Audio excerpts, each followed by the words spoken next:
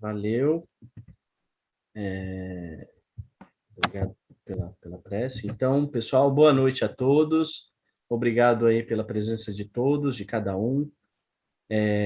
Sempre antes da gente começar a nossa reunião, a gente vai fazer os avisos usuais, né, que a gente, todas as sextas-feiras a gente faz.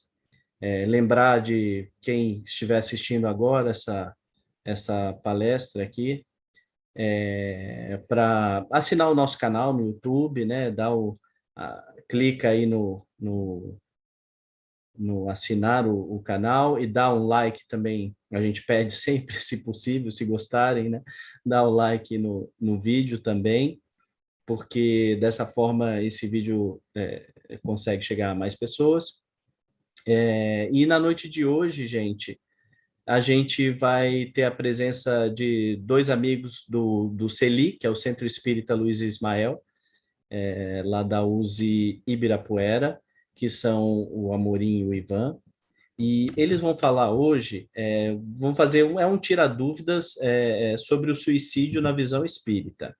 E a gente está fazendo isso também nesse mês de setembro, porque a gente tem, como todos sabem, desde 2014, a Associação Brasileira de Psiquiatria promove o Setembro Amarelo, né? Aqui no Brasil, a gente, desde 2014. E, inclusive, o dia 10 de setembro é o dia oficial, o Dia Mundial da Prevenção ao Suicídio, que é hoje, né? Dia 10 de setembro.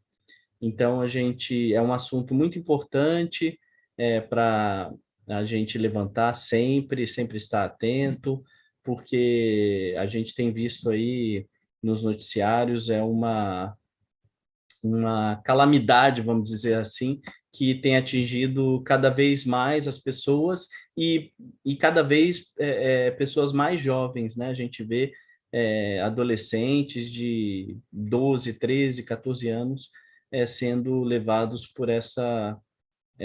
pela via do suicídio. Então, é sempre importante a gente falar sobre o assunto para que a gente, de alguma forma, possa prevenir. Então, Amorim e Ivan, a palavra é de vocês. Lembrando, a gente tem Come tu primeiro, depois eu como. A gente tem perguntas e respostas, e o Amorim e o Ivan vão falar essas perguntas e vão responder na medida possível. Tá bom? Então, a palavra é de vocês, que vocês sejam bem intuídos aí nesse tema tão importante que a gente precisa sempre lembrar. Obrigado. Muito bem. De início, eu quero, em meu nome, agradecer a oportunidade de, mais uma vez, poder conversar com vocês. Evidentemente que nós não temos a resposta absoluta e final, é uma interpretação de nosso entendimento a respeito desse tema tão importante. Como você já disse, Álvaro, hoje é o dia em que se dedica para, não comemoração, mas a atenção a essa questão do suicídio, dentro de um mês que tem como um dos focos falar sobre suicídio, chamar a atenção e apontar as dificuldades que as pessoas enfrentam com relação a isso. Lembrando que, inclusive, muitas vezes as pessoas tentam suicídio, não obtêm sucesso no suicídio e ficam com sequelas. Então, o suicídio ele é ruim, inclusive, para quem não consegue dar cabo da própria vida. Eu acho que era conveniente o Ivan também fazer seu cumprimento inicial, né, Ivan? Sim, boa noite a todos. Do mesmo modo, gostaria de agradecer por mais essa oportunidade de estar aqui no Gabi, para falar de um tema tão importante num dia também que, como a Amorim disse, nos traz a reflexão, né, nesse Setembro Amarelo. E então nós vamos realmente falar de um tema importante, relevante e que nos traz profundas reflexões, que é o suicídio visto pela ótica espírita. um tema complexo que exige muito estudo, análise e reflexão da nossa parte. Então, vamos agradecendo uma vez mais a oportunidade aí de estar aqui na família Gabi, como disse da outra vez. Eu me sinto particularmente muito amparado de estar aqui com vocês e esperamos aí poder fazer uma discussão que seja produtivo para todos. Amorim. Muito bem. Então, vamos às questões. A primeira pergunta é da Adriana Duarte. Ela pergunta: para o espiritismo, quando um ser encarnado tem alguma patologia e necessita de medicamento controlado, e em determinados momentos da vida ela acaba esquecendo de tomar o remédio, passa a ter um esquecimento e muitas vezes tendo a certeza que já tomou, mas com o tempo, às vezes, pode ser devido aos medicamentos não estarem sendo ingeridos corretamente, essa pessoa desencarna por complicações da doença. Isso é considerado suicídio dentro da doutrina espírita, por ela não ter cuidado da saúde do seu corpo? É uma questão interessante, a meu ver, antes de mais nada, porque o espiritismo não aponta para as pessoas como se elas fossem culpadas de alguma coisa. O que o espiritismo faz é nos proporcionar esclarecimento a respeito da nossa vida e a respeito de possibilidades em nossa vida espiritual. O espiritismo não é uma doutrina de acusações e de castigos. A nossa compreensão a respeito da divindade, por exemplo, é de que Deus é, acima de tudo, um Criador Pai. Ele nos oferece a oportunidade do aprendizado e do crescimento. Então, quando a gente fala em reencarnação, nós estamos falando em oportunidades. E essas oportunidades, elas podem ser encerradas de forma natural ou não. Algumas vezes, essas formas de encerramento dessa oportunidade, da reencarnação, de forma não natural, são acidentes. E a pessoa não tem nenhuma responsabilidade. Outras vezes, que felizmente são relativamente poucas, ela tem uma responsabilidade direta, que é o suicídio. Quais são as consequências do suicídio? A gente vai ver daqui a pouco em algumas outras questões com mais detalhes. Mas, basicamente, nós vamos sentir, desencarnados, falta daquele período de experiência. Nós vamos perceber que aquilo de que a gente queria fugir, na verdade, continua conosco. Porque o grande problema não está nos outros, o grande problema está em nós.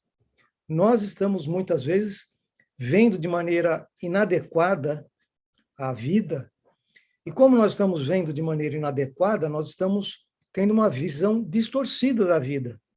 E nós queremos da vida algo que a vida não pode nos dar. Nós queremos alegria, nós queremos dinheiro, nós queremos posição social, mas a vida não nos dá isso. Eventualmente, nós podemos, através do nosso trabalho, alcançar isso. E quando a gente não tem o preparo ou as condições para alcançar essas posições ou essas situações, por vezes, nós podemos entrar numa situação de negação da vida. Algumas pessoas passam muito tempo pensando em como fugir dessa situação. Mas isso é sempre decorrente da falta de uma perspectiva de vida. Ora, se nós não sabemos o que vai existir para nós depois da morte do corpo, a gente não tem perspectiva para essa vida após a morte do corpo. E se a gente não tem perspectiva, se nossa cultura, se nosso conhecimento, se o meio social em que vivemos não nos oferece essa perspectiva, é até natural que as pessoas busquem sumir da vida para deixar para trás os seus problemas. O que é uma pena, porque os problemas estão conosco e não com os outros. Então, o que nós podemos dizer a respeito dessa questão da Adriana é que o Espiritismo não acusa as pessoas. O Espiritismo trata da questão caso a caso. Se a pessoa tem, por exemplo, um desequilíbrio mental, evidentemente que ela não tem consciência plena do que faz. Então, se ela comete suicídio num momento de desequilíbrio, ela tem uma responsabilidade limitada. Se ela pensa que tomou o remédio e não tomou, ou às vezes até toma o remédio errado, porque a aparência dele é a mesma, ou toma um remédio que o que pensa que é um remédio, na verdade é um veneno, quando isso acontece por um engano, nós não podemos considerar a pessoa como um suicida, pelo menos não como um suicida consciente. As outras questões, elas vão esclarecer um pouco melhor o que acontece com a pessoa que comete o suicídio, ou até quando desencarna, mesmo não sendo suicídio, e o Ivan vai ter oportunidade de falar nessa próxima questão a respeito disso, né, Ivan? Correto, Amorim. Estudando o tema, aí, só para complementar essa primeira questão, é uma situação bem grave. Pesquisando no site da Organização Pan-Americana de Saúde, tem uns números bastante importantes para a gente entender a gravidade do problema. 800 mil pessoas elas morrem por suicídio todos os anos. E para cada suicídio, há muito mais pessoas que tentam suicídio. Estima-se de um número de 20 vezes mais para cada suicídio ocorrido, 20 outros tentaram, conforme a Amorim disse, muitas vezes causando sérias sequelas. E a questão também que o Álvaro trouxe no começo, o suicídio é a segunda principal causa de morte entre os jovens, em idades praticamente na adolescência, entre 15 e 29 anos. E então, realmente é um tema importante que precisa ser debatido, e a gente vai tratar agora nas questões seguintes quais são as causas, quais são as consequências do suicídio. Então, a questão número 2, que foi levantada pela Ana Maria Silva, ela perguntou como que ficam os desencarnados 4 meses após a passagem. Então, a morte do corpo físico ele é um fenômeno natural que atinge todos os seres da criação. O desencarne acontece quando aquelas ligações fluídicas que ligam a alma ao corpo, elas se soltam, concedendo então uma liberdade ao espírito que retorna ao mundo espiritual. Mundo esse que ele havia deixado temporariamente para reencarnar na Terra. Então, nesse momento, o espírito ele encontra-se inconsciente.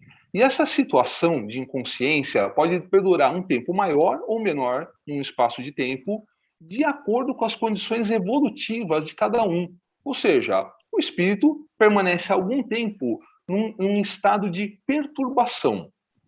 Então, a chegada no plano espiritual pode ser mais ou menos atribulada, porém, quando há um sofrimento, quando o espírito diz que está sofrendo, trata-se de um sofrimento moral. Algumas situações semelhantes são encontradas em certos gêneros de suicídio, também em homicídios, onde a pessoa que desencarnou ficava presa a profundo remorso, ou ainda em espíritos fortemente vinculados à vida material, apegados excessivamente aos bens materiais ou às pessoas.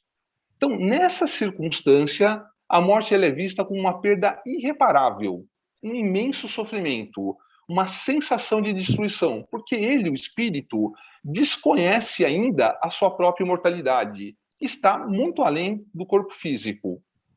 Por outro lado, quando o espírito, durante a sua existência, se deixou conduzir por uma vida mais simples, sem ganância, sem ambições exageradas, procurou desenvolver suas virtudes, combatendo as suas imperfeições, que são muitas, as nossas, que praticou a caridade, promoveu o bem, cumpriu com seus deveres familiares, profissionais e sociais, ele terá um processo desencarnatório mais ameno, mais tranquilo. Então, os sofrimentos e as angústias, ou seja, a perturbação nesse período de transição, será mais passageira e leve. E ele vai ter uma adaptação nessa nova morada, lá no plano espiritual, mais tranquila. Então o espírito lida com mais serenidade, tanto a saudade dos entes queridos que permaneceram, e ele vai se adaptar melhor na vida espiritual. Então, ajustado à vida espiritual, esse espírito colherá, então, os frutos, vejam bem, amargos ou doces. Depende do que ele semeou na experiência no plano terrestre, sempre regido pela lei do progresso. Então, voltando à pergunta da Ana Maria, que ela fala de tempo. Então, uma rápida consideração sobre essa questão dos 4 meses ou de um período curto de tempo. Bom, no livro A Gênese, o Espírito Galileu, ele conceitua o tempo de um modo extremamente interessante. Ele diz que tempo é a sucessão das coisas, que está ligada à eternidade do mesmo modo que as coisas estão ligadas ao infinito. O tempo é apenas uma medida relativa da sucessão das coisas transitórias. E a eternidade não está sujeita a nenhuma medida do ponto de vista da sua duração. Para ela, não há começo nem fim, tudo é presente. Olha que interessante. Se séculos e séculos são menos de um segundo em relação à eternidade, qual é o tempo, qual a duração da vida humana numa encarnação? Então, concluindo para fechar essa questão, o tempo que dura essa perturbação do espírito após a morte do corpo físico é muito variável. Pode ser de algumas horas, de alguns meses, ou até de muitos anos. Então, de novo, aqueles que durante a vida terrena procuraram aprender a entender a vida futura, começar seu processo de espiritualização, passam por uma perturbação menos longa, porque já compreendem ou compreendiam de imediato a sua nova posição. Amorim. Muito bem. A próxima questão é de Lucimar França, é muito interessante. Perda de prazer em atividades do dia a dia, sentimentos de culpa e tristeza são sinais de alerta. Como nós espíritas podemos ajudar? Porque as pessoas às vezes não aceitam conversar. Quem já vivenciou a proximidade de alguém que cometeu suicídio, certamente fica se perguntando por que não foi capaz de perceber o que estava acontecendo. Então, são várias questões que se levantam aqui. O que leva a pessoa ao suicídio? A gente já comentou algumas possibilidades, mas eu gostaria de abordar alguns aspectos mais. Materialismo e fanatismo religioso são 2 extremos da mesma causa. A depressão, enfermidades incuráveis, violência sofrida, abusos de todo tipo, abandono familiar, são muitas as causas que podem levar a pessoa a buscar essa saída, mas sempre essas causas que são subjacentes, são acessórias, elas sempre vão estar relacionadas com o fato de que a pessoa não tem, como eu já disse, perspectiva de vida. Ou seja, ela não compreende, ela não tem em si firmemente a compreensão de que a nossa vida verdadeira é a vida espiritual e que essa vida material é apenas uma parte de nossa experiência de vida. E que, portanto, se nós fugirmos desta experiência, se nós abandonarmos a experiência pelo meio, nós não vamos estar deixando os problemas de lado. Então, essa falta de compreensão da vida espiritual é que, em maior número de vezes, esmagador maior número de vezes, leva as pessoas ao suicídio. E a falta de prazer nas atividades do dia, do cotidiano, é apenas um aspecto que pode levar as pessoas a suicídio ou não. Na maior parte dos casos, não leva ao suicídio. A pessoa pode até ficar chateada com a vida, ficar angustiada porque tem desconforto cotidiano na vida, vive discutindo com as pessoas que estão à volta, não se sente aceita, amada, mas isso, na maior parte dos casos, não leva as pessoas ao suicídio. É preciso uma falta muito profunda de valor de si próprio para que a pessoa decida-se pelo suicídio. E nem sempre isso acontece de súbito, nem sempre isso acontece no momento de pânico, por exemplo. Muitas vezes isso acontece ao longo do tempo, a pessoa vai digerindo aquela ideia, ela vai ouvindo essas ideias. A esse respeito, inclusive, é importante observar que os meios de comunicação social, que geralmente fazem muita divulgação de muitas coisas violentas, inclusive muitos crimes, no que diz respeito ao suicídio, normalmente não se dá destaque, nem ao suicídio em si, e muito menos às formas pelas quais a pessoa chega ao suicídio. Porque já se descobriu, já se concluiu que a divulgação de fatos e de detalhes a respeito do suicídio levam a uma espécie de epidemia.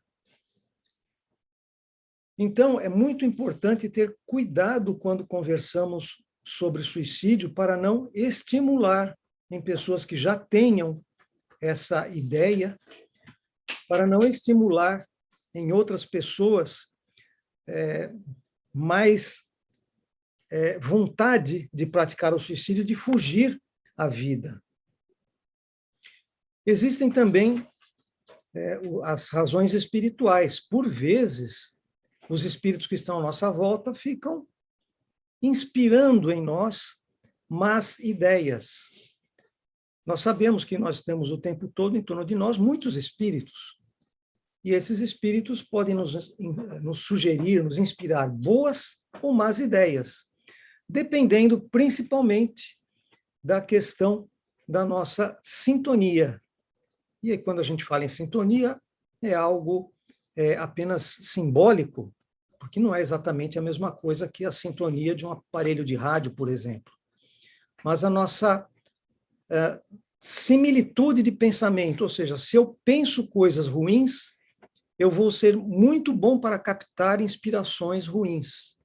Se eu tenho sempre cultivado bons pensamentos, eu serei mais sensível à influência de bons pensamentos. Por que as pessoas não querem conversar sobre isso? Muitas vezes as pessoas têm receio de falar sobre isso.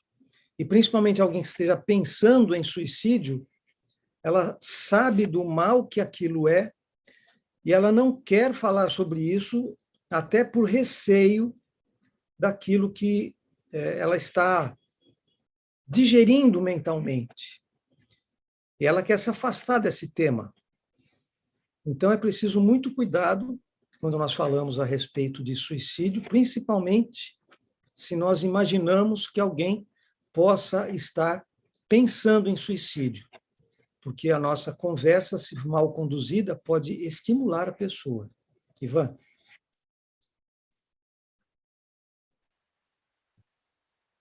Excelente, Molim. Vamos para a próxima questão, né? A questão 4, que a Jane Ornelas trouxe, na verdade não é uma pergunta, é uma mensagem de incentivo. E ela disse o seguinte, nessa mensagem: eu poderia te dar vários motivos para você desistir dos seus sonhos, até mesmo porque nada é fácil para ninguém, e às vezes parece que é só para nós que o calo aperta mais. Mas eu vou te dar apenas um para você continuar lutando por eles e por tudo que almeja o seu coração. Deus é o Senhor da sua vida e Ele é maior que tudo. Você vai vencer. Quando estamos diante de um sofrimento, do sofrimento emocional de outras pessoas, nós precisamos ouvi-la atentamente, com muito respeito, sem julgamento, sem condenação, ou sermões, que às vezes até banalizam a grave situação porque essa pessoa está passando naquele momento. Então, a mensagem que a Jane traz, que nos apresenta, ela é muito forte nesse sentido, muito significativa. Deus é o Senhor da vida e Ele é maior que tudo. Você vai vencer, falando para a pessoa que talvez esteja pensando no suicídio. Eu peço até permissão para a Jane para poder dizer alguma coisa a mais também nesse sentido dessa mensagem. Quando a ideia do suicídio lhe vem à cabeça, reflita, antes de tudo, na infinita bondade de Deus, que te deu, em primeiro lugar, a bênção da vida, que te deu uma morada nesse planeta, uma oportunidade de aprendizado. Medita no amor e nas necessidades daquelas pessoas queridas que convivem e precisam de você. Ore pedindo socorro aos bons espíritos, guias, amigos da espiritualidade maior. A prece é de valor inestimável para os que sofrem. Oremos sempre que estivermos diante de um desafio e quando somos solicitados nas diversas provações da vida, que é o nosso dia a dia. Então lembre-se que nunca estamos sozinhos nessa caminhada evolutiva, que a paternidade divina vela por todos nós sem exceção, sempre nos ofertando o melhor e de acordo com o merecimento e a necessidade de cada um. O amor é o que nos sustenta. Ele é base para o cumprimento das relações harmoniosas de todo e tudo na natureza. Por isso, o mandamento maior expressa-se no verbo amar. Amar a Deus sobre todas as coisas e ao próximo como a si mesmo. Fechando esse raciocínio da nossa amiga Jane Amorim.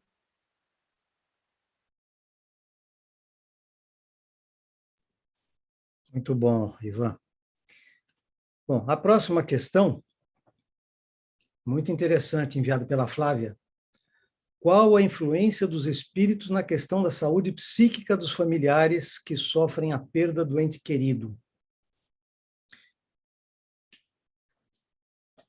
Esse tema é muito importante porque todos nós, como você acabou de dizer também, Ivan, todos nós estamos rodeados por espíritos o tempo todo. Não é de vez em quando, é sempre estamos rodeados por muitos espíritos. Essa presença constante, como já observado, ela pode ser positiva ou negativa, principalmente dependente de como nos posicionamos, de como nos portamos mentalmente. Então, isso quer dizer que quando nós temos o esforço de pensar boas coisas, bons pensamentos, pensamentos produtivos, pensamentos positivos, construtivos, com o máximo de esforço, o máximo de tempo, nós teremos mais facilidade de receber boas influências. E o mesmo acontece ao contrário, quando nós nos dedicamos a pensar em coisas desagradáveis. Então, isso significa que quando nós temos um bom ambiente mental, nós teremos assessoria de bons espíritos e, portanto, a influência que esses espíritos trarão no nosso ambiente psíquico será uma boa influência. Agora, se nós nos angustiarmos pela falta daquela criatura que estava em nosso lado, se nós passarmos a nos sentir revoltosos com a criação, porque nos roubou aquela presença, porque nós estamos sendo maltratados por Deus ou qualquer coisa do gênero, facilmente nós vamos entrar em uma espiral de depressão. E isso certamente não será bom. Então, é preciso que nós cuidemos de nossa saúde mental com bons pensamentos, para que os espíritos que se aproximam e que conseguem encaixar as suas ideias em nossa mente sejam espíritos esclarecidos e que tenham boas inspirações para nos dar. Nós não podemos acusar os espíritos de algo que nós não damos a eles oportunidade. Se nós tivermos maus pensamentos, se nós ficarmos o tempo todo revoltados, brigando, xingando a divindade, é inevitável que os espíritos que vão se aproximar vão causar em nós situação desagradável. Então, antes de pensar na influência dos espíritos em nossa saúde psíquica, é preciso pensar em como nós postamos a nossa saúde, em como nós nos colocamos perante a vida.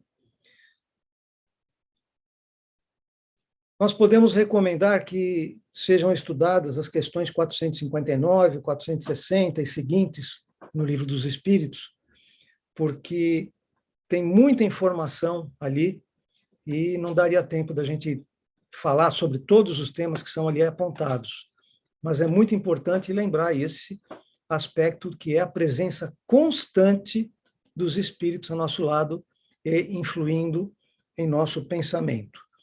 Inclusive, a prece pode ser um instrumento de reequilíbrio, se nós entendermos que a prece não é a rezação, não é simplesmente pegar um texto que está escrito e lê-lo ou declamá-lo decorado, porque não é isso que é a prece. A prece é a nossa manifestação íntima, procurando nos dirigir ao Criador e, certamente, não com reclamações, mas com agradecimentos pela oportunidade da vida, pedido pelo nosso equilíbrio, pelo apoio dos amigos espirituais. E, nesse caso, com essa postura, a prece pode ser útil. Se a gente considerar a prece apenas como rezação, o efeito vai ser praticamente desprezível. Ivan?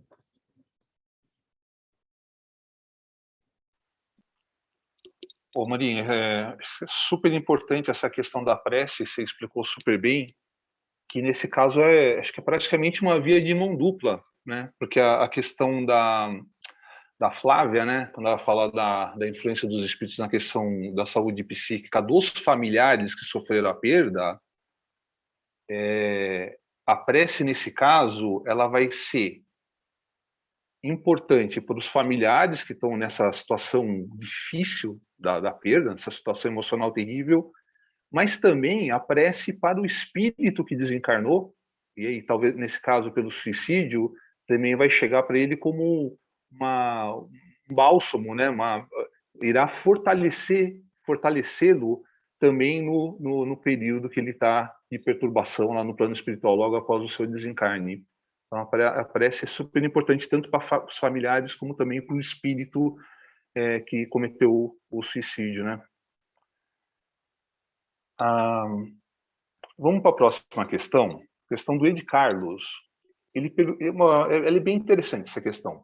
Ele perguntou assim: quanto tempo demora para um parente que se foi para se comunicar com os parentes aqui da Terra?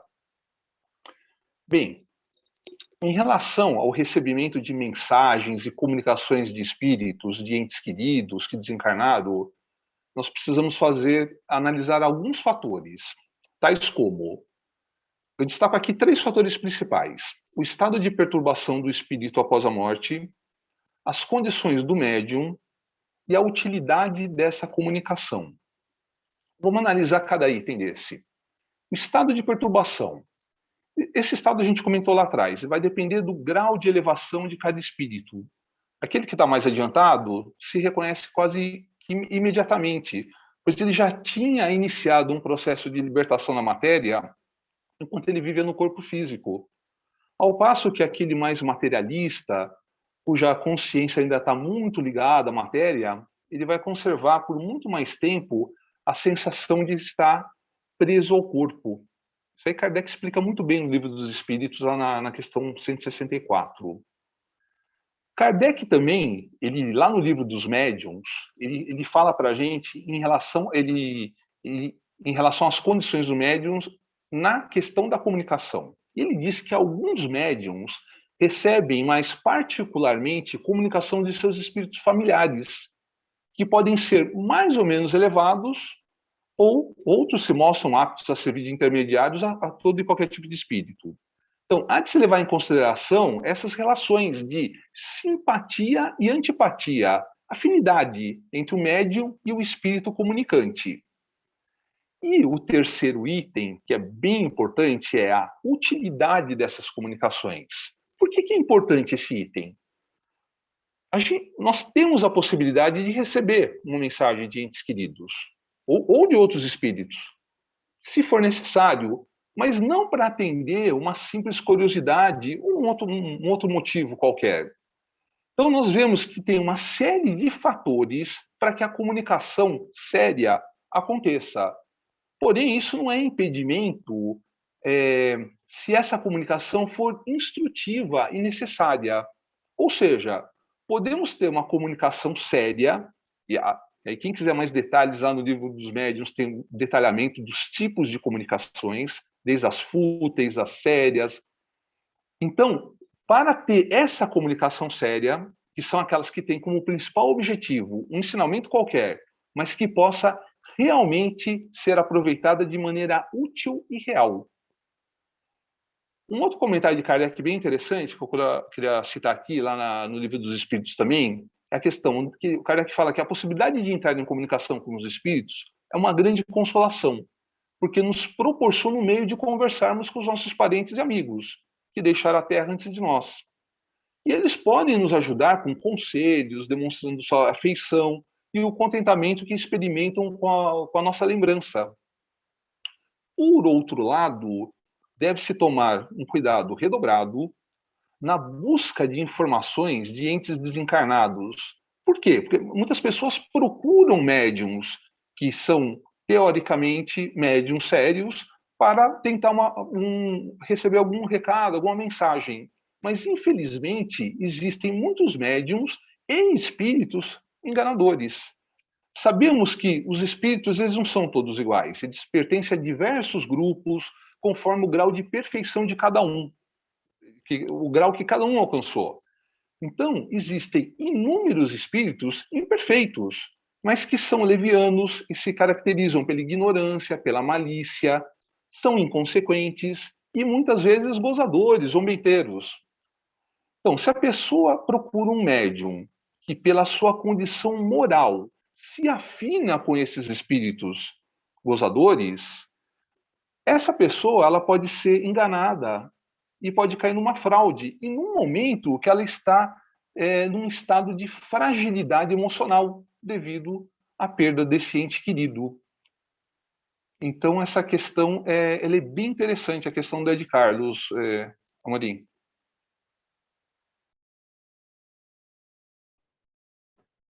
Muito bom. Próxima questão, enviada pelo Rafael Lopes. Tive um conhecido que se suicidou e nunca deu sinais que faria isso. No entanto, depois do ocorrido, descobrimos que ele sempre premeditou, pois ele escondia há anos a corda que usou para o ato. Existe alguma relação com obsessão? O espírito dele tinha tendência para isso? Qual a visão espiritual podemos ter de um ocorrido como esse? Bem, de certa forma, a gente já comentou a respeito disso, quando falamos sobre as influências espirituais e quando falamos sobre a preparação que muitas vezes as pessoas fazem, ficam durante muito tempo digerindo essas ideias, muitas vezes provocado por leitura de livros, por participação em jogos sociais, uma porção de outras fontes podem induzir as pessoas a suicídio.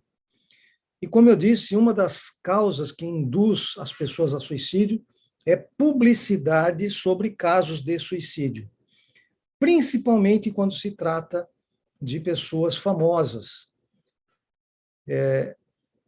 Isso já está bem estabelecido, que sempre que existe grande divulgação pelos meios de comunicação de casos de suicídio, e principalmente quando tem detalhes sobre a forma desse suicídio, existe como que uma epidemia de casos semelhantes.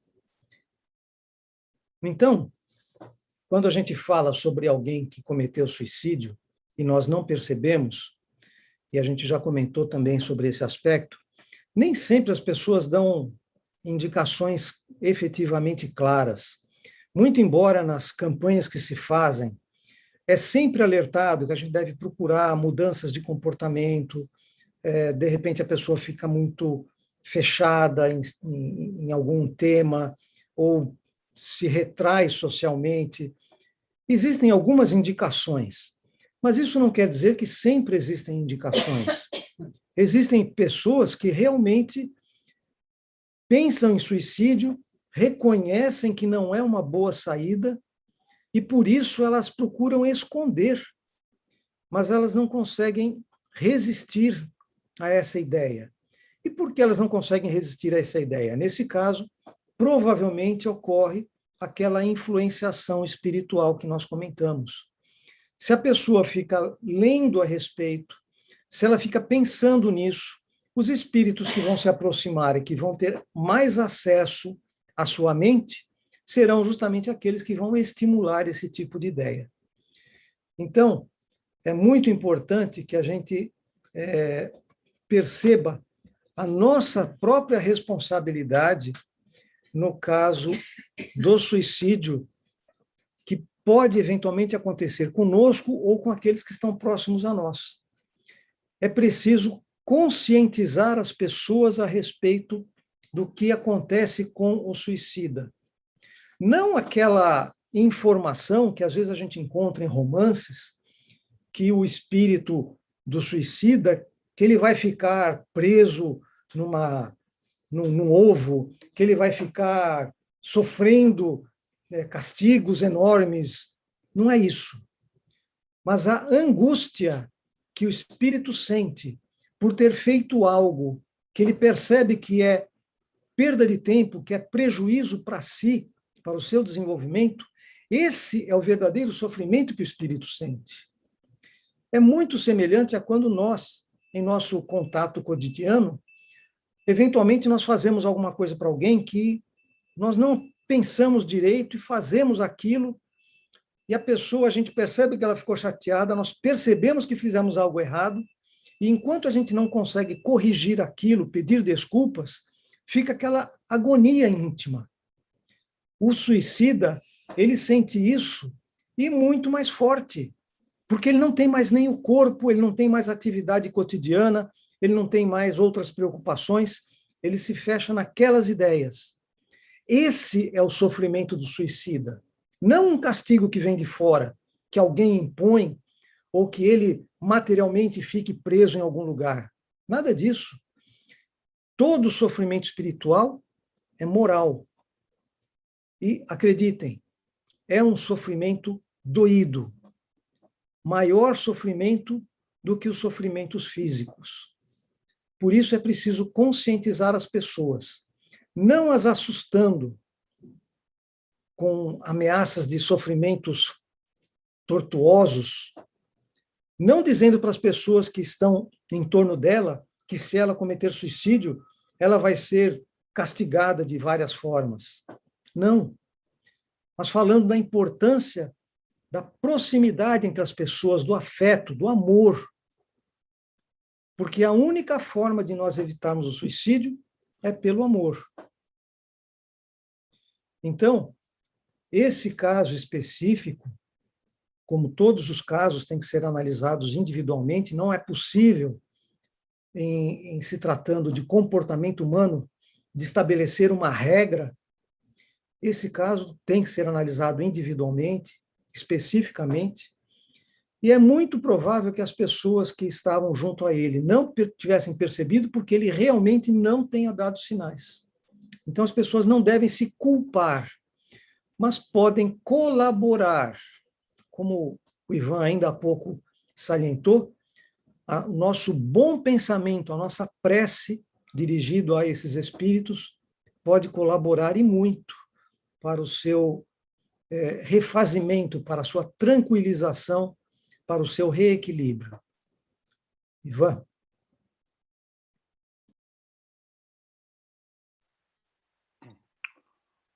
Bom, Morim, o Rafael, nessa questão, ele pergunta também se pode ter tido alguma relação com obsessão, né?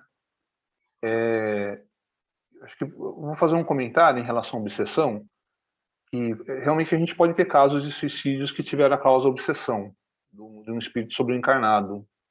E que isso, quando acontece, existe uma parcela de atenuante para a vítima e de agravante para o algoz. Tem um caso lá no livro Céu e Inferno, lá no CELI a gente estudou esse caso recentemente, que é sobre um suicídio causado por um obsessor. E o interessante dessa questão é o seguinte, não há isenção de culpa. Por quê? A pessoa que sofreu a obsessão, ela tem o seu livre-arbítrio e ela pode usá-lo para ceder ou resistir essas más sugestões, conforme já foi falado anteriormente, essas más influências. Então, quando ela cai, é que ela não teve força suficiente para sucumbir por vontade própria, ela caiu. O obsessor terá que responder por ter agido contra as leis divinas. Ele causou aquilo. E o suicida que desencarna num processo obsessivo pode ter o mesmo tipo de atenuante daquele que comete o suicídio num processo de loucura, ou seja, ele foi induzido, pode ser que ele tenha esse atenuante. Então, é caso a caso, conforme você comentou. A próxima questão é da Renata Marotti. Ela perguntou, essa questão é extremamente importante. Ela faz o seguinte questionamento: os suicidas vão todos para o mesmo lugar? Quanto tempo o suicida fica no umbral? Bom, muitas pessoas pensam que na grande maioria dos casos, os suicidas teriam um destino, um lugar físico chamado umbral, ou Vale dos Suicidas, que seja uma espécie de região purgatorial, compartilhada com milhões de espíritos embrutecidos, sem esclarecimento, envolvidos em atividades criminosas, que ficariam lá por um longo período de tempo. Vamos analisar essa questão. Vamos lá, vamos na fonte novamente, Livro dos Espíritos. Kardec pergunta, quais são em geral, com relação ao estado do espírito, as consequências do suicídio? E os espíritos respondem que as consequências são muito diversas, tratamos aqui. Não existem castigos fixados e, em todos os casos, as consequências são sempre vinculadas às causas que a provocaram. Entretanto, existe uma consequência a qual o suicida não pode escapar, que é o desapontamento. Ou seja, o problema que ele achou que ele poderia resolver com o suicídio, ele continua assim que ele desperta do outro lado. Então, a sorte não é a mesma para todos, depende das circunstâncias. Alguns espiam a falta imediatamente, outros em outra existência. Mas essa existência vai ser difícil, porque ele vai ter que dar continuidade a partir do momento que ela foi interrompida. Então, essas questões trazidas aí no Livro dos Espíritos mostram que os efeitos do suicídio, eles não são idênticos. Então, para vocês terem uma ideia, só no livro Céu e Inferno, que é um livro extremamente interessante, lá nós temos 9 casos que mostram bem essas diferenças. São relatos dos suicidas. Cada caso totalmente diferente um do outro, mas é bem interessante. Por quê? Tem um ponto comum em todos os casos. Esses casos de morte violenta, que resultam na interrupção brusca da vida, deve-se principalmente à persistência mais prolongada e resistente do laço que une o espírito ao corpo. Já que esse laço se encontra no vigor no momento que é rompido, antes dele tirar a vida, ao passo que na morte natural esse laço se enfraquece gradualmente e muitas vezes se desfaz até mesmo antes que a vida se acha extinguida completamente. Mas o caso do suicídio é um rompimento brusco. Então, as consequências desse estado de coisas que nós estamos falando estão ligadas ao prolongamento da perturbação espiritual. Ou seja, um período de ilusão para o espírito, mais ou menos tempo, vai depender da situação, e muitas vezes ele ainda julga que está encarnado. Então, a afinidade que existe ainda entre o espírito e o corpo produzem alguns suicidas uma espécie de repercussão do estado do corpo sobre o espírito. Ou seja, ele pode até sentir os efeitos da decomposição, fazendo ele experimentar angústia, sensações de angústias, de horror, um estado que pode persistir por muito tempo, ou durante o tempo que a vida foi interrompida. Esse efeito não é geral, por isso que, de novo, cada caso é um caso. Mas, em caso algum, o suicida se livra das consequências da sua falta, que mais cedo ou mais tarde ele vai expiar e vai sofrer as consequências desse ato praticado. Então, cabe aqui ressaltar que essas sensações que o espírito atribui a, exemplo, deteriorização do corpo, são sensações mentais, já que as ligações se desfizeram. O corpo começa a se decompor, e o espírito não pode mais sentir nada relacionado ao corpo. Então, é um exemplo de uma perturbação mental. Podemos dar alguns exemplos para ficar um pouquinho mais claro essa questão. De novo, lá no livro Céu e Inferno, aqueles 9 casos que eu comentei. Vou pegar 3 exemplos aqui, para a gente entender um pouquinho melhor. Um suicida da Samaritana, que ele cortou a garganta. Ele foi evocado na Sociedade Espírita de Paris, não sabia onde ele estava, e ele falava que o caixão sufocava. Ele não sabia ele não tinha percebido ainda que ele tinha desencarnado. Então, a alma, ele estava separado do corpo, né? E naquele turbilhão, naquela confusão, as sensações que ele tinha eram tão vivas que ele achava que ele estava encarnado ainda. Um outro caso, o pai que se suicidou para que o filho não fosse convocado para o exército, porque ele era arrimo de família, era filho único. Então o pai se suicida, o filho não vai para o exército, só que esse pai ele é evocado e relata o sofrimento dele, demonstrando que ele tinha, compreendendo que ele tinha errado, mas que foi um ato de devotamento. Esse ato de devotamento, na verdade, mostrou que ele faltava confiança em Deus, porque a ação que ele teve, que ele achou que ia ajudar o filho, não necessariamente, porque ele não sabia se o filho ia morrer na guerra ou se aquela experiência na carreira militar ia trazer oportunidades para que esse filho progredisse. Vejam como cada caso é muito particular. E no último exemplo, o homem que se atirou de uma torre e 6 anos depois do ato, ele ainda se via cair da torre, ou seja, ele via o ato do suicídio, chocando-se contra as pedras continuadamente. Quanto tempo ia durar esse estado, ele não sabia. Ele estava extremamente angustiado. Esses 3 exemplos, eles demonstram que o suicídio não é apenas uma falta que constitui uma infração de uma lei moral. Muitas pessoas não têm importância a parte moral para elas, mas é um ato sem sentido, pois não há nenhum ganho para quem o pratica. E muito pelo contrário, independente da forma como se manifesta, sempre produz sofrimento a curto, a médio ou a longo prazo, em ambas partes da vida, na vida espiritual e no físico. Então, para concluir esse raciocínio nessa questão bastante interessante do umbral, queria trazer aqui o conceito de umbral. Quando se fala em umbral, muitas pessoas têm uma ideia de um lugar circunscrito. E não existe um lugar no universo destinado a punições e recompensas dos espíritos. Castigos e prazeres estão intimamente ligados no grau de perfeição de cada espírito. Então, a gente pode dizer que inferno e paraíso não existe, tais como o homem imagina. São simples figura. O que existe? Espíritos felizes e infelizes por toda parte. Espíritos com o mesmo grau evolutivo que se reúnem por afinidade. E os espíritos perfeitos que vão acabar se reunindo onde eles quiserem.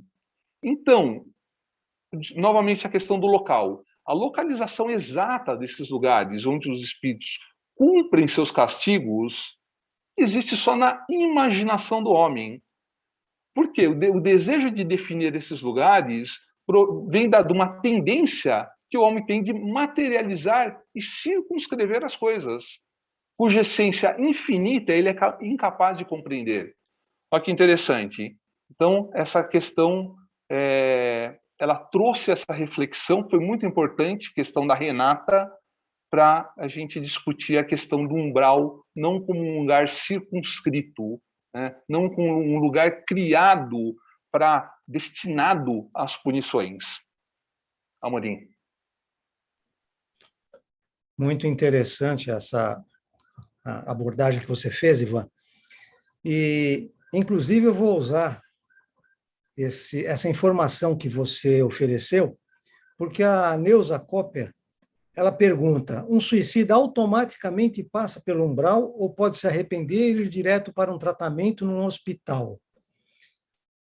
Quando você fala que nós temos a mania de materializar tudo aquilo que a gente não entende, isso é fato porque, inclusive, os termos que nós utilizamos para nos referir ao ambiente espiritual estão ligados à nossa compreensão do ambiente material. Nós usamos termos que estão vinculados a questões materiais. Às vezes a gente fala em fluidos, fala em energia, fala em sintonia. Tudo isso são termos ligados à matéria, porque simplesmente não existem conhecimentos efetivos a respeito do ambiente espiritual que nos permitam definir o que são e como são as coisas no ambiente espiritual. Então, a gente acaba imaginando materialmente algumas coisas, e o grande problema não é o imaginar, o grande problema é nós estabelecermos como fato, não apenas o tal umbral, que umbral, na verdade, quem conhece um pouquinho de arquitetura sabe que umbral é o lugar onde está o batente da porta. Umbral é a passagem de um ambiente para o outro. Simplesmente isso. Então, se um espírito escreve que passou pelo umbral, ele só quer dizer, com as poucas palavras que existem à nossa disposição, que ele teve uma passagem, ele passou de um ambiente, de uma forma de vida para outra. Não por um lugar, mas por uma situação. Então, umbral é apenas isso. Não é um lugar determinado, não tem um lugar com plaquinha apontando para lá é umbral. Não existe. Só existe em nossa mente. Se nós acreditarmos, isso é importante, que ao desencarnar, nós vamos para um lugar pantanoso, de sofrimento, onde nós estaremos ouvindo os outros gemerem, chorarem, gritarem, nós estaremos nesse lugar quando desencarnarmos. Porque nós temos como ferramenta, espiritualmente falando, o nosso pensamento. É o nosso instrumento, o nosso pensamento cria em torno de nós aquilo que nós pensarmos. Então, se nós pensarmos em um lugar desagradável, esse lugar estará nos envolvendo. Então, não existe nada de automático. Nós já dissemos várias vezes que cada caso deve ser examinado. Cada um de nós, quando desencarnar, seja por qual situação for, passará necessariamente por um período que é variável de criatura para criatura, que Kardec chamou de perturbação pós-desencarne. E essa perturbação pode durar minutos, horas, dias, meses, anos, depende de cada um de nós. Como os exemplos que o Ivan deu, que estão presentes no livro O Céu e o Inferno, nós temos lá espíritos que foram evocados junto ao caixão durante o velório e que responderam já conscientes. E tem espíritos que foram evocados depois de muito tempo da sua desencarnação que ainda se acreditavam encarnados. Não haviam nem sequer percebido que havia acontecido a desencarnação. Então, não existe automático, não existe um lugar chamado umbral, assim como não existe um lugar chamado hospital. Se nós, ao desencarnarmos, acreditarmos que estamos doentes e precisando de ajuda, nós próprios construiremos E esse construiremos é apenas uma exemplificação. Nós criaremos em torno de nós um ambiente em que nós acreditaremos estar em um hospital.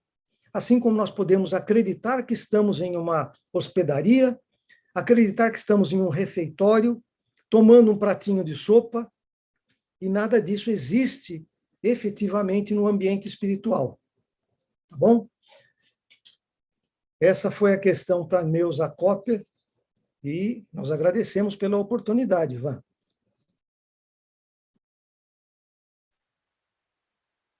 Amorim, a Neuza, ela fez mais uma questão. Aliás, o pessoal do Gabi está de parabéns. As questões são excelentes e trazem muita reflexão. Essa questão número 10, a Neuza perguntou assim: os suicidas no plano espiritual sentem falta dos vícios carnais aos quais faziam aqui, tipo droga, bebida, comida, etc. Essa pergunta é bem interessante, mas vamos ampliar para todos os espíritos, não somente os suicidas.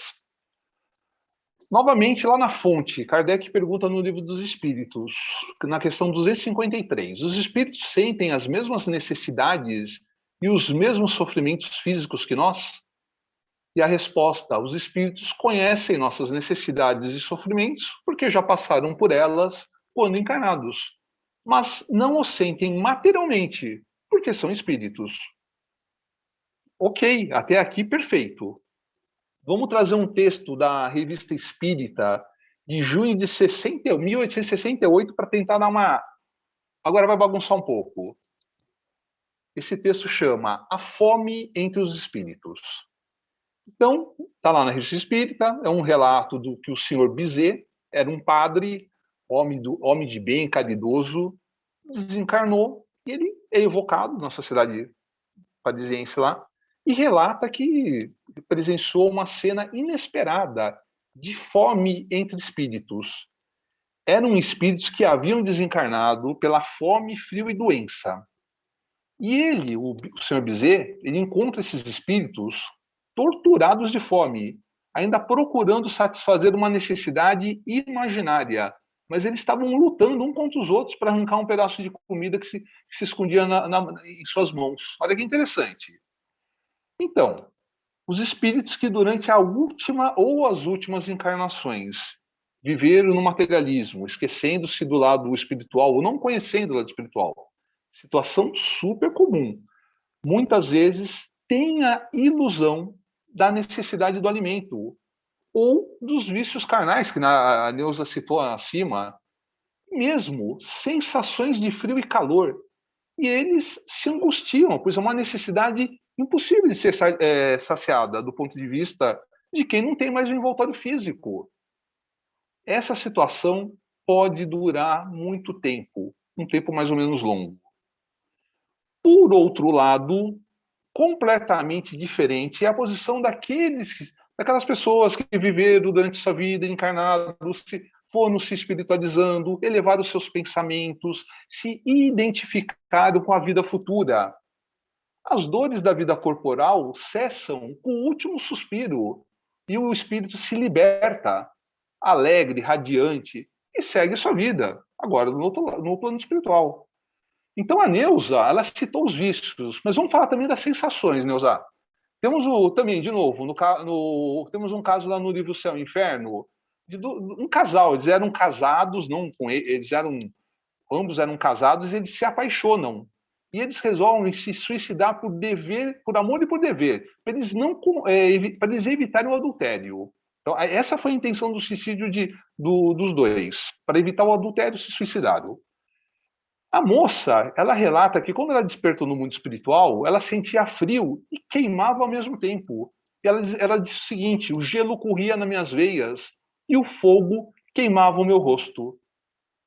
Então, essas evocações feitas na época de Kardec trazem para a gente um aprendizado, que é a nossa base aqui de análise, que muitos espíritos, ao desencarnarem, eles julgam estar vivos. Comentamos também isso lá atrás. Suicidas, aqueles que não suspeitam que estão mortos e sofrem com o seu gênero de morte, aquele caso lá do suicida que se via se chocando contra as pedras continuadamente. Outros que assistem o próprio enterro como se fosse um estranho. Ele está assistindo o enterro dele achando que é de outra pessoa. Os avarentos que guardam seu dinheiro, seus tesouros, aqueles que, em posição de poder, que ficam loucos da vida porque ninguém obedece mais eles, aliás, nem os ouve. Então, depois de náufragos que lutam contra o furor das ondas, soldados continuam batalhando. Todos esses exemplos, eles mostram sofrimento. O Amorim comentou isso. Quando o espírito diz que sofre, esse sofrimento é de natureza moral, mas é uma tortura. Tortura muitas vezes, e o Amorim também comentou, muito mais dolorosamente que os sofrimentos físicos. Então, no corpo físico, o instrumento é a dor. O espírito tem a percepção da dor, mas essa percepção é efeito. A lembrança que ele conserva do período que ele ficou encarnado pode ser dolorosa, mas não provoca uma ação física no seu perispírito. Então, frio, calor, é incapaz de desorganizar o tecido do perispírito. Então, o espírito não pode congelar ou queimar. Então, vejam que reflexão interessante que trouxe a questão da Neuza. Eu agradeço essa interessante pergunta. Amorim. Muito bem. A última questão, também da Neuza Copper, é importante, como você disse, que as pessoas exponham as suas dúvidas, porque só assim a gente pode debater, e todos nós aprendemos com essa exposição das dúvidas, né? Os suicidas podem reencarnar antes para pagar algo em débito na vida terrena interrompida? Olha que interessante. Muitas vezes nós imaginamos que o ambiente espiritual, que a nossa vida no ambiente espiritual, é algo como se fosse uma conta bancária, né, com débitos e créditos. A minha concepção a respeito da vida espiritual é um pouco diferente. O nosso papel como espíritos é de aprender. E quando nós não aprendemos alguma coisa, nós vamos voltar para a mesma lição. E podemos repetir a lição várias vezes. Nós podemos perfeitamente repetir a lição sem que isso implique em um castigo. Então, é muito importante a gente afastar um pouco essa materialização das nossas responsabilidades morais. No caso do suicida, ele efetivamente deixou de realizar alguma coisa, porque ele interrompe conscientemente a sua existência física. Nós não sabemos, provavelmente ele próprio não sabe, quanto mais ele viveria e o que mais ele poderia fazer. Mas a sensação que ele terá ao adquirir consciência do que ele estava jogando fora de oportunidade vai fazer com que ele anseie por novas oportunidades. E ele certamente terá menos inclinação para o suicídio em outras oportunidades, porque ele terá tido consciência do mal que fez contra si mesmo. Outro aspecto muito importante é que muitas vezes as pessoas falam em resgate. E resgate, aplicado nesse sentido, significa uma cobrança exterior. Ora, nós já falamos que o verdadeiro sofrimento do espírito é um sofrimento moral e íntimo. Não é um sofrimento devido a castigo externo. Portanto, o espírito não tem débitos nesse sentido materializado. Ele não tem que resgatar, ele não tem dívidas. Se ele sentir culpa, ou seja, se ele sentir que tem responsabilidades em algo incorreto que foi feito, ele terá uma ânsia por corrigir aquilo, construindo algo que compense aquela destruição que ele causou. Essa é a relação que eu vejo entre as nossas várias existências físicas e a nossa existência, a nossa vida como espírito. A reencarnação não é um castigo. A reencarnação é uma oportunidade. E como a reencarnação é uma oportunidade, recheada de desafios, porque são os desafios que nos fazem reavaliar nossas posições, buscar solução para esses desafios, e nos tornam vencedores desses desafios, e, portanto, nos significam aprendizado e evolução. Se nós compreendermos esse aspecto da reencarnação, nós deixaremos de dar importância a questões como débitos, resgates, castigos e tudo mais. Tudo são oportunidades, tudo são desafios. O nosso grande desafio, vencer as nossas mazelas morais e ressurgindo lá na frente, cada vez mais esclarecidos. Aliás, quando Kardec fala sobre o verdadeiro espírita, ele não fala que o verdadeiro espírita é um santo, não fala que o verdadeiro espírita é aquele que vive enfiado no centro ou que vive em preces. Ele diz que o verdadeiro espírita é aquele que reconhece suas más tendências, e, portanto, ele as tem, e se esforça por superá-las, Álvaro. Ótimo, Amorim. Realmente, concordo com você. E principal, bom, foi maravilhoso aí o conteúdo que você e o Ivan trouxeram, e principalmente também a contribuição especial das perguntas, né? Kardec teve, aí a gente fazendo uma analogia, né? Mas Kardec teve boas respostas dos espíritos porque ele teve boas perguntas, né? Ele fez boas perguntas, e as perguntas que as pessoas trouxeram para nós aqui hoje foram excelentes mesmo, e sempre, e é importante, você comentou, né? É importante a gente abrir esse espaço e estimular as pessoas a fazerem as perguntas, porque é uma maneira da gente rever e estudar e procurar e refletir também, né? E traz reflexões e traz aprendizados muito grandes. Inclusive, até falar um pouquinho, antes tem uma pergunta aqui da Cida, que eu queria, se possível, vocês responderem, e aí eu queria fazer uma propagandinha aí. A Sidoca, ela faz a seguinte pergunta: o que dizer do extremismo religioso que considera heróis aqueles que se martirizam em nome de Alá ou outros, né? Não vamos só falar... e aí é o extremismo que leva a isso. A gente não está falando aqui da religião, da filosofia. Já que não tem conhecimento do erro que cometem, acham que vão ser recebidos por Deus com homenagens, etc. e tal. Terão um atenuante? Eu vou começar, depois o Ivan complementa. Eu citei, numa das perguntas, que uma das causas do suicídio pode ser o extremismo, fanatismo religioso ou o materialismo extremado. Quando as pessoas não compreendem a vida, elas cometem erros. Assim como quem não compreende para que serve a escola, ela comete erros. Ela vai para a escola, assina a lista de presença e fica fazendo gazeta. Depois, quando recebe eventualmente um diploma, conseguido às vezes de forma até irregular, e vai para o mercado de trabalho, ela simplesmente fica perdida, porque ela não tem preparo, ela não aproveitou a escola para aprender. E ela se lança na vida despreparada. E ela vai sofrer. Não porque alguém vai castigá-la, mas porque ela perceberá a sua incapacidade de tratar os problemas da vida naquela área em que ela, teoricamente, deveria ter se preparado. Então, quando nós falamos na questão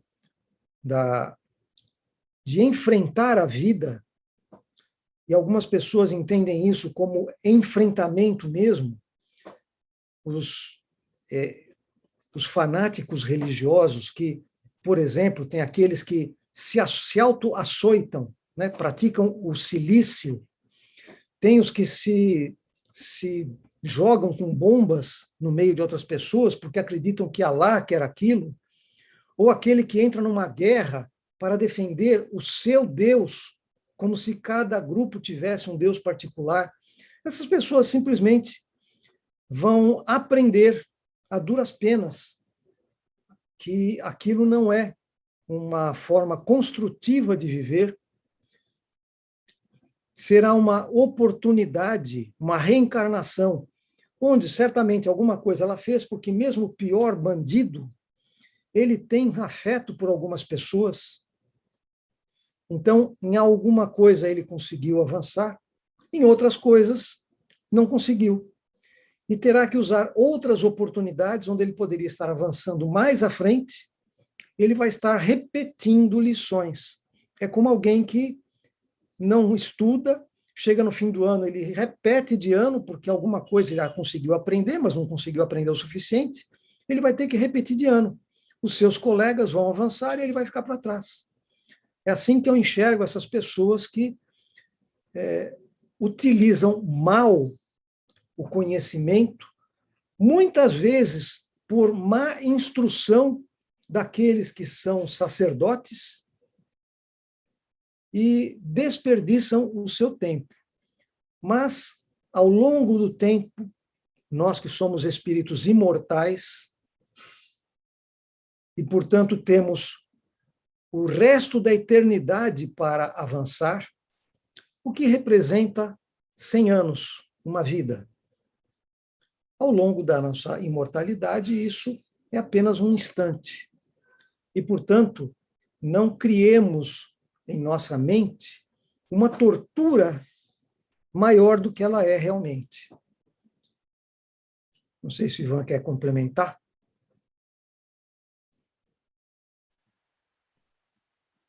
Você resumiu super bem, Amorim, essa questão do fanatismo religioso. Rapidamente, sei que o tempo está estourado, o suicídio voluntário é uma transgressão à lei de Deus. O suicídio é intencional. Quando é intencional, há uma infração das leis divinas, mas também, Álvaro, representa um ato de violência que a pessoa comete contra si mesma, e nesse caso ela acaba causando o homicídio de outras pessoas, no caso do fanatismo religioso, que muitas vezes a pessoa se suicida e acaba matando outras também. Então, o suicídio, independente da forma como se manifesta, ele sempre produz sofrimento, seja curto, longo ou médio prazo. Para encerrar, queria fechar com uma frase do que está no Evangelho segundo o Espiritismo, no capítulo 5, que é a seguinte: encarar a vida terrena com calma, resignação e fé no futuro dá ao espírito uma serenidade que é a melhor defesa contra a loucura e o suicídio. Obrigado.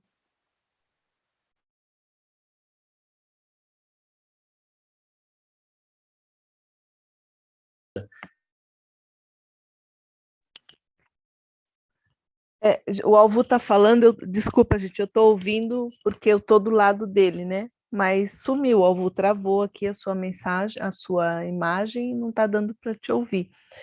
Mas pode falar, quer vir aqui terminar?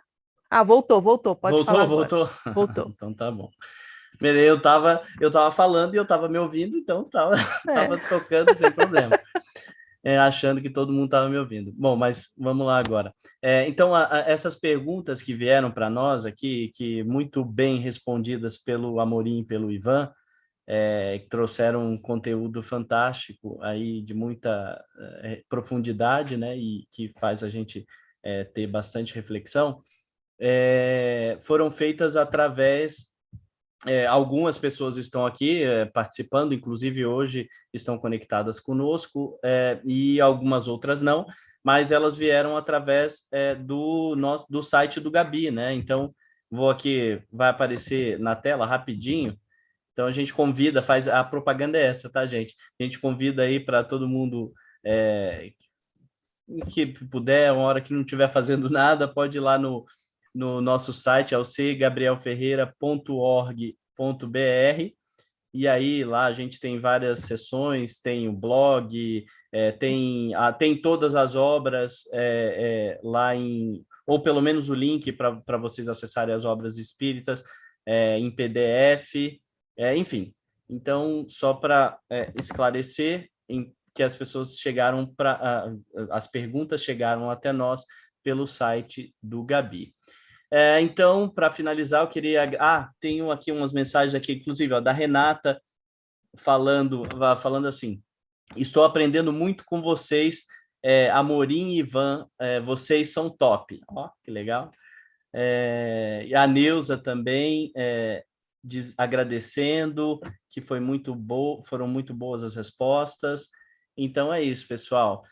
Queria mais uma vez agradecer ao Amorim e ao Ivan pela apresentação de hoje, ou pelas respostas às perguntas que foram feitas. Amorim, você quer falar? Eu só quero agradecer a oportunidade, porque quando a gente recebe essa oportunidade para falar, a responsabilidade de preparar é muito grande. E o Ivan e eu passamos um tempo preparando, estudando. É uma oportunidade de aperfeiçoamento também. Muito obrigado. Eles passaram uma semana só, viu, gente? Foi um tempinho bem curto que eu dei para eles. Mas é que os caras são muito bons, né? Então, eles só fizeram um breve exercício aí de relembrar aonde procurar, eles sabem muito bem. Então, foram muito felizes, foi excelente. Martinha, você queria falar alguma coisa? Não, só agradecer e parabenizar. Os dois foram muito claros, muito felizes na exposição.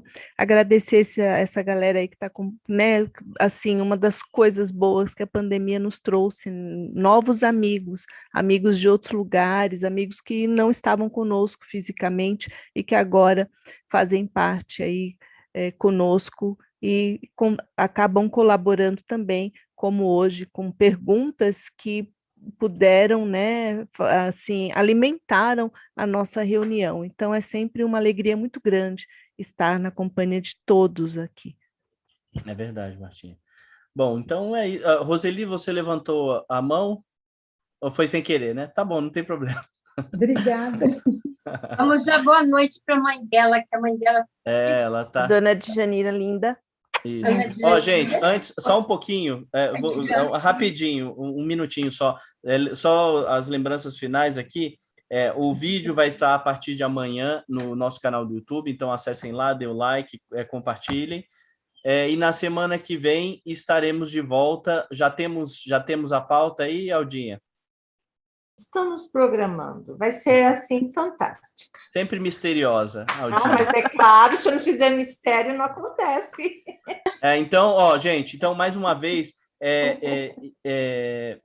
eu peço aí para compartilhar o conteúdo, principalmente a gente aproveitando o Setembro Amarelo. O tema é muito relevante, é muito importante, e para que as respostas às perguntas que foram feitas cheguem para mais pessoas, quem sabe a gente pode auxiliar alguém que, infelizmente, possa estar pensando em tirar a vida pelo suicídio. Então, mais do que nunca, eu peço aí para vocês darem o like, curtir e compartilhar esse conteúdo, porque é muito importante mesmo. E aí, mais um último recadinho aqui da Neuza. Ela falou: o Gabi me deu isso de presente na pandemia. Ela é de Picada Café, no Rio Grande do Sul. Então, olha, o Gabi está tendo um alcance como nunca antes havia pensado, né? Então, legal, né, gente? Então, valeu, o pessoal, está aberto aí o microfone. Obrigada, se mostra aí, Ivan. Muito obrigado. O Álvaro, e dizer que o Ivan está falando direto de Uberlândia, né? De Uberlândia. A Suzete já travou, está em Uberlândia, já? É Uberlândia, né, Ivan? Essa semana específica eu estou de folga, então eu estou em Louveira. Está em Louveira, casa. O homem Cada dia ele está em um lugar. Então a Cida que está aqui, ó, a filha dela mora em Louveira. Olha em Louveira. Olha em Louveira, viu, Ivan? Legal. Aí pertinho onde você está, no Bela Estéria, ela mora. Então, eu estou no Jardim Primavera, em frente. Eu sei onde é. Aê, olha, que mundo pequeno, hein? Legal, gente. Obrigada, então meninos. Isso, pessoal. Valeu. Obrigada, Helena. Valeu, Amorim, mais uma vez. Valeu, Ivan. Beijo para todo mundo. Foi muito bom. Beijo. Foi bom demais. Neuza, querida, dá um beijo no filhote lindinho. Tchau, dona Janira. Tchau, dona Janira. Tchau, dona Janira. Tchau, pessoal. Valeu. Obrigado. Boa noite. Bom fim de semana. E até a próxima. Tchau, gente. Tchau. Valeu. Todos. Tchau, Aninha. Tchau. Tchau, Amorim, Suzete, Tchau. todo mundo. Tchau, Bárbara. Nuri, Suzete, Cândido. Ah, Tchau, Cida.